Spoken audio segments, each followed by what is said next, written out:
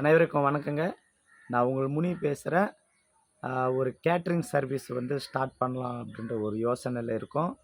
So எங்கள் ஊரில் எங்கள் நண்பர்களெல்லாம் சேர்ந்து இந்த கேட்ரிங் சர்வீஸை ஸ்டார்ட் பண்ண இருக்கோம். இந்த கேட்ரிங் சர்வீஸ் பேர் கேட்டாவே உங்களுக்கு ஏன்டா இப்படியெல்லாம் கூட விற்பீங்களா அப்படின்ற மாதிரி தோணும்.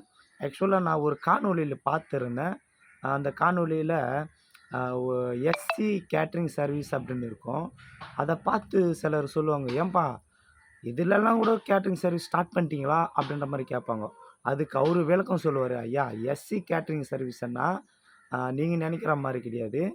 சிவந்தாண்டி கேட்ரிங் சர்வீஸ் அப்படின்றத தான் எஸ்சி கேட்ரிங் சர்வீஸ்ன்னு போட்டிருக்கோம் அப்படின்வாங்க.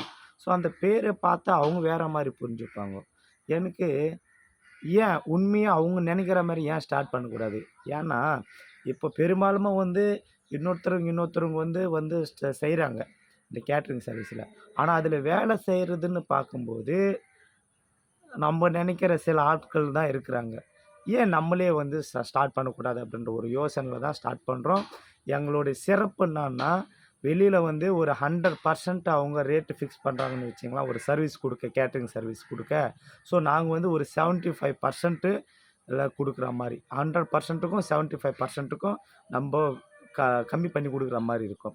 அப்படி இல்லையா, அவங்களுடைய ஏழ்மை, அவங்களுடைய நிலைமையை பார்த்து இன்னும் வந்து குறைவாக கூட நாங்கள் கொடுக்க பிளான் பண்ணியிருக்கோம். ஸோ நாங்கள் நண்பர்களாக சேர்ந்து ஒரு குழுவாக சேர்ந்து செய்கிறதுனால ஸோ குறைவான ரேட்டுக்கு தான் உங்களுக்கு சர்வீஸை கொடுப்போம். எங்களுடைய சிறப்பு என்னன்னா, இந்த பிரியாணி, இந்த சிக்கன் பிரியாணியாக இருக்கட்டும், இல்லை மட்டன் பிரியாணி இருக்கட்டும், எதுவாக இருந்தாலும் வடி பிரியாணி போடுவோம், தம் பிரியாணி போடுவோம். ஸோ சிக்கன் 65 இருந்தாலும் இந்த மாதிரி எது இருந்தாலும் நான்வெஜ்ஜு ப்ளஸ் வெஜ்ஜு கூட மாஸ்டர்ஸ் எல்லாம் இருக்காங்க.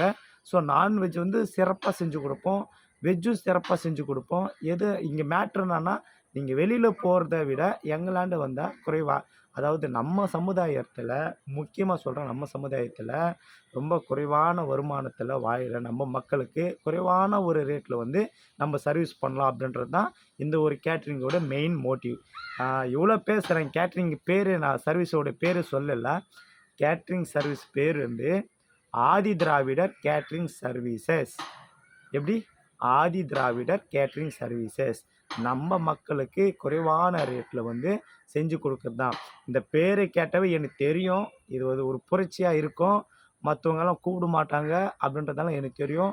இருந்தாலும் நம்ம மக்களுக்காக மட்டும்தான் இது முழுக்கமாக வந்து நான் யோசித்து செஞ்சுருக்கேன். So Adi Dravidar catering services குறைவான ரேட்டில் உங்களுக்கு அழகாக நேர்த்தியாக செஞ்சு கொடுப்போம். ஆதரவு கொடுப்பீர்.